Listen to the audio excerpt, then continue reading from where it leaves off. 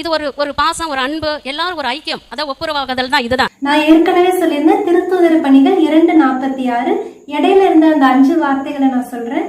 பேருவகையோடும் எளிய உள்ளத்தோடும் வீடுகள் தோறும் அப்பத்தை பிட்டு உணவை பகிர்ந்து உண்டு வந்தார்கள். திருப்பலியில் எங்களுக்கு கிடைக்கிற அந்த சாதாரண ஒரு சின்ன அப்பம் தான், அதுக்குள்ள எங்களுக்கு அவ்வளோ சந்தோஷம் மனசுல நிறைஞ்சிருக்கும். ஆண்டவரோட உறவு, அதுக்கப்புறம் எங்களுக்கு மக்களோட இருக்கிற அந்த ஃபெல்லோஷிப், இறை உறவு, மனித உறவு, இது ரெண்டுமே.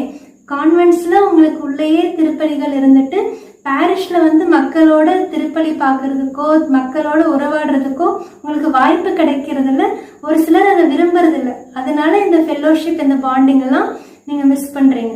ஒரு சில ஃபாதர் சிஸ்டர்ஸ் கிட்ட என்னோட இன்னொரு ரெக்வெஸ்ட், ஒரு சிலர் தயவு செஞ்சு ஸ்மைல் பண்ண ஆரம்பிங்க. சிலருக்கு ஸ்மைல் பண்ணா கூட திருப்பி ஸ்மைல் பண்ண வர மாட்டேங்குது.